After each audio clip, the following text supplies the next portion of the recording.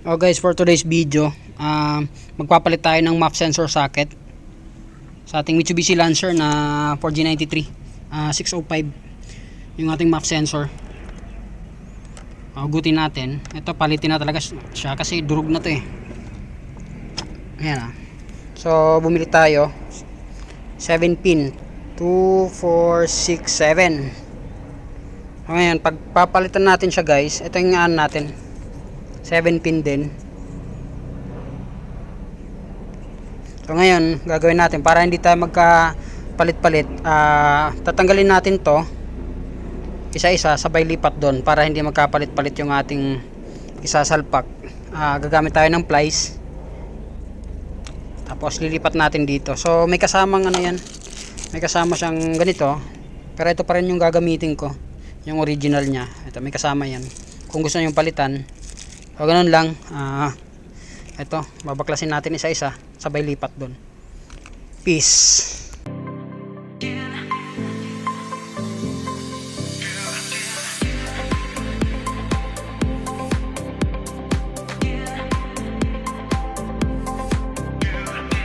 Ayan guys, nakaisa na tayo, no? So dahan-dahan lang kasi marupok na talaga tong plastic na to, para isa-isang basag lang. So ayun, naisalpak na natin agad yung isa.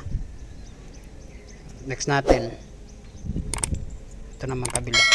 Kahit plies lang guys, medyo malambot na siya, malutong. Ayan o, napuputol na siya, kaya kailangan natin siyang palitan. Yan, umiyak na, para hindi tayo malito pagkakalas ng isa, salpak agad. Lipat natin. Ayan, pag ganyan, tapos salpak natin sa pangalawa, second pin. Yan, pangalawa na yan guys.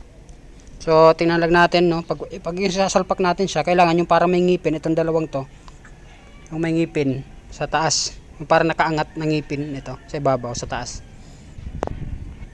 Ayan, pangatlo na. So nakakatatlo na tayo, apat na lang. So ganun lang guys, kung paano siya hugutin, ganun nyo rin siya ibabalik. Ito sa ibabaw. Ayan guys, nakakalima na tayo. Ito na siya, oh. Ito pa rin yung gomang ginamit ko, yung galing sa stock nya. Ayan, dalawa na lang. So kaya ginagawa to guys na hugot sabay balik, para hindi tayo magkapalit-palit ng ng salpak. So wag nyo siyang masyadong didinan ng plies guys, no, pagdudurugin nyo yung pinaka housing nya, para hindi naman maipit yung yung wire, saka hindi mapipitong socket nya. So yan, isa na lang, isang peraso na lang. No guys, pag bibili pala kayo nito, tingnan nyo lagi kung ilang pin yung nyo. Yung iba-iba kasi ng map sensor socket ang mga Lancer, pero alam ko ito, pasok to sa 4G18 na si Dea. Basta 7 pin, titingnan nyo lagi. So ayan, isa na lang.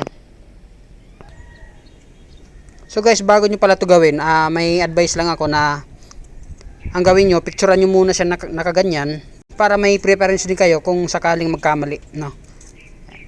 Picturean nyo ng paganyan na nakaayos yung mga socket, yung wire para sa socket, para in case may, halimbawa nadurog nyo ng bigla tapos kumalat, may paggagayahan pa rin kayo. So ayan, okay na. So ayan guys, hindi ko na lang siya nilagay kasi eto, dahil yung sa kanya naman wala namang nakalagay nung kinalas natin, so sasalpak na lang natin siya. Ito, hindi na natin lalagay.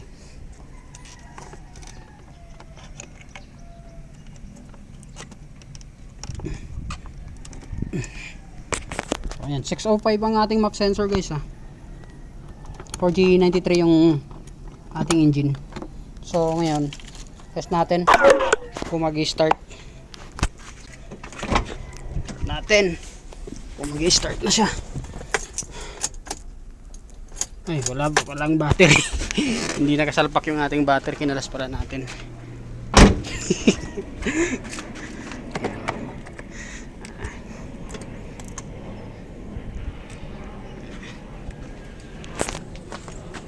Let's start.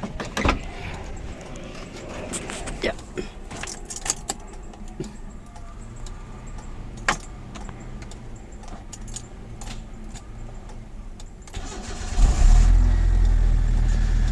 So ayun, ayos, mandar siya.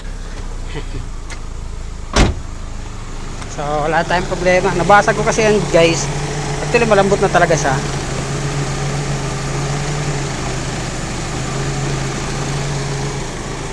Kaya nadurog, so papalitan natin. Pinalitan natin pala. Follow for more and subscribe to our YouTube channel. Peace.